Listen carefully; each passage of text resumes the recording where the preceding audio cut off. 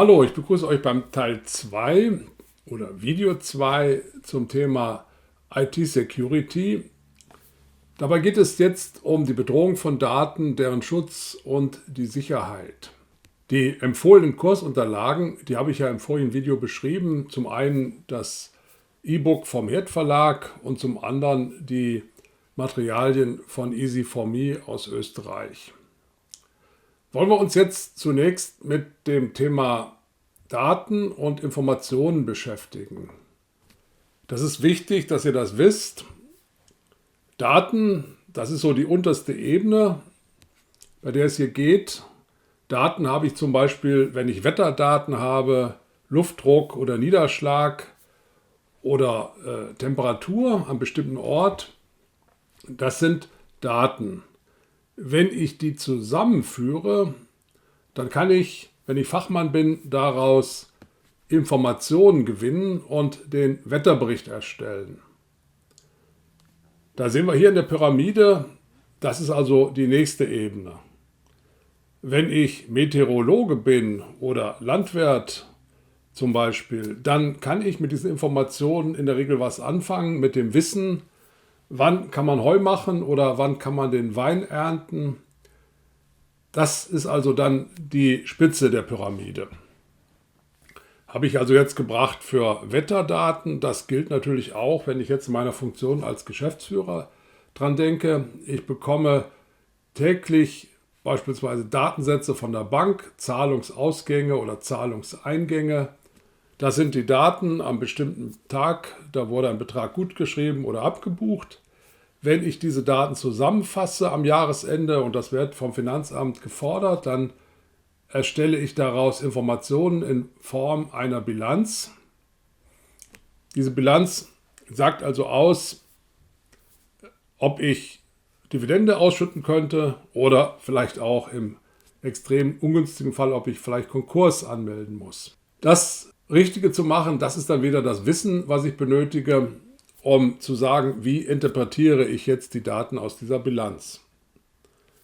Daten stehen ganz unten.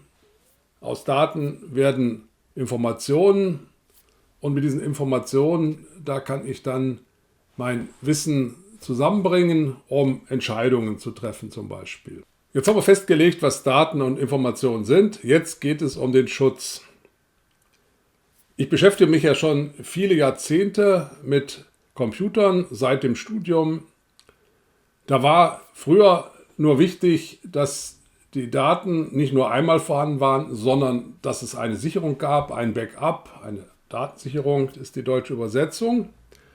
Es kann ja sein, dass der Rechner kaputt geht, dass er gestohlen wird, ja, oder dass einfach mal höhere Gewalt stattfindet. Erdbeben hatten wir ja gerade oder Hochwasser gab es mal hier im Westen Deutschlands in der Eifel. All das kann dazu führen, dass meine Daten verloren gehen und wenn ich die dann nur einmal auf dem Rechner habe, dann sind sie weg. Ganz einfacher Fall, der auch vielleicht Gegenstand der Prüfung sein kann. Was kann man machen, damit so ein Notebook nicht einfach ganz schnell verschwindet? Früher haben wir dann ein sogenanntes Kensington-Schloss verkauft, als ich da noch beim Händler war.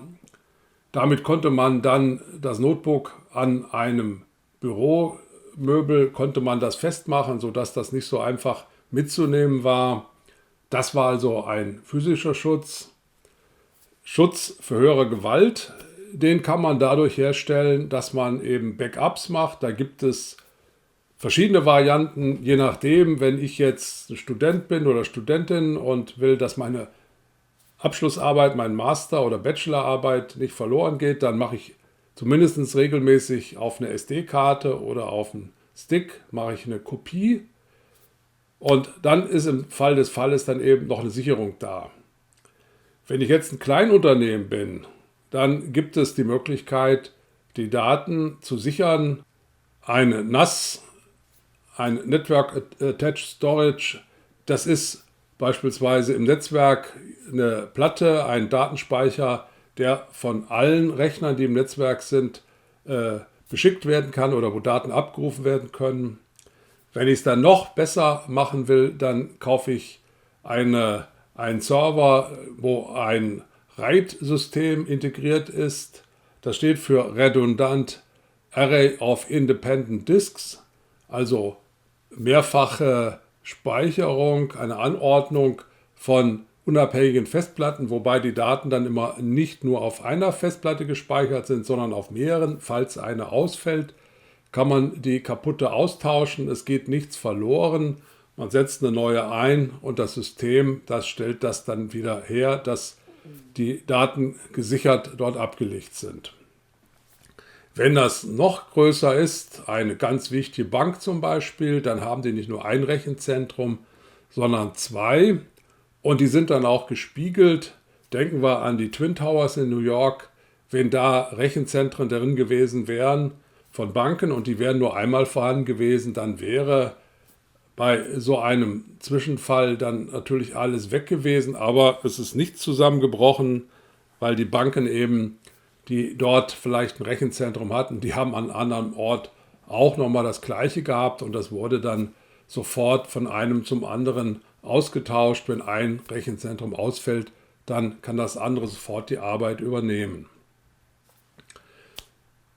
Schutz vor höherer Gewalt oder vor Defekten am Gerät oder vielleicht auch vor der Fehlbedienung von Mitarbeitern kann man eben dadurch vermeiden, den Schaden, wenn es Backups gibt. Schutz vor kriminellen Handlungen gibt das nicht, wenn man ein Backup hat, weil man möchte ja nicht, dass Unbefugte die Daten stehlen oder auch nur die Daten einsehen können, um damit vielleicht Missbrauch zu treiben. Da muss man andere Maßnahmen noch ergreifen, zum Beispiel die Daten verschlüsseln. Und man muss auch sicherstellen, dass nur Befugte an diese Rechner können, an die PCs. Das geschieht dann durch eine Anmeldeprozedur mit Passwort. Das ist wichtig, weil im Prinzip soll da gelten, wenn ich jetzt eine Nachricht von einer Stelle an eine andere schicke, wie früher das Briefgeheimnis, nur Sender und Empfänger sollen davon was wissen. Und das geschieht dann dadurch, dass man die Daten beim Versand verschlüsselt und nur der Empfänger, der kann dann wieder die verschlüsselten Daten sichtbar machen. Zugangskontrolle und digitale Zertifikate sind in diesem Zusammenhang wichtig. Das müsst ihr euch auch für die Prüfung merken. Mit einem digitalen Zertifikat stelle ich sicher, dass das auch unverändert ist.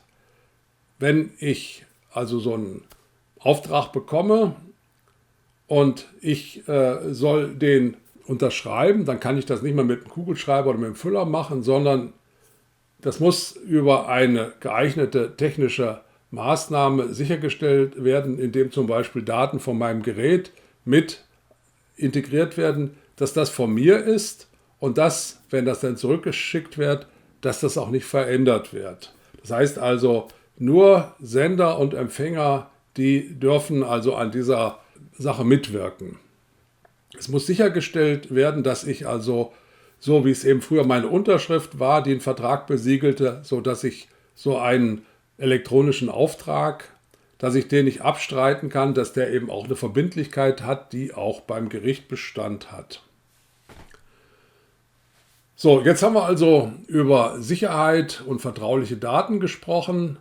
Wichtig ist natürlich auch, dass die Daten gesichert sind, dass sie immer verfügbar sind, haben wir ja schon gesagt, falls wirklich mal etwas ausfällt, dass ich auf die Datensicherung zurückgreifen kann. Das muss aber eben auch im Geschäftsalltag sehr schnell geschehen. Deshalb gibt es also auch die Notwendigkeit, dass man solche Netzwerkverbindungen mehrfach hat. Dass das in der Praxis nicht immer so ist, hatten wir gerade in der letzten Woche. Das kann man wahrscheinlich auch in ein paar Monaten oder Jahren noch googeln.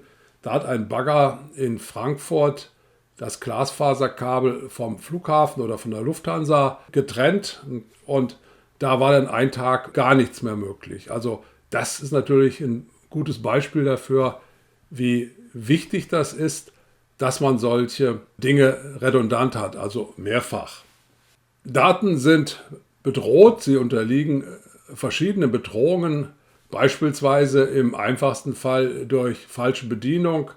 Mitarbeiter sind schlecht eingewiesen, sie arbeiten schlampig und das ist also natürlich eine Gefahr, auch wenn die Mitarbeiter die Empfängeradresse nicht richtig angeben, dass die Mail an falsche Hände gerät oder dass die Datenpflege nicht sorgfältig gemacht wird, vielleicht, dass irgendeine Sozialversicherungsnummer falsch eingegeben wird. Das kann alles dazu führen, dass der Betreffende dann vielleicht seine Rente nicht rechtzeitig bekommt oder irgendwelche Daten eben zu spät eingehen. Damit so etwas nicht passiert, gibt es in den Unternehmen oder auch in den staatlichen Einrichtungen Richtlinien. Bei dem Unternehmen, wo ich viele Jahre gearbeitet habe, hieß es dann auch SOP, Standard Operations Procedure. Da gab es also genaue Vorgaben, wie etwas zu erledigen war. Im Prinzip so wie eine DIN-Norm, nur auf den Betrieb herabgebrochen. In den Betrieben, aber auch in öffentlichen Einrichtungen muss natürlich in hohem Maße sichergestellt werden, dass die Daten immer vollständig und unverfälscht sind. Sie müssen sofort verfügbar sein. Und dann muss auch noch gewährleistet sein, dass die persönlichen Daten besonders geschützt werden. Da gibt es nämlich die Datenschutzgrundverordnung. Verstöße dagegen werden also mit hohen Strafen geahndet.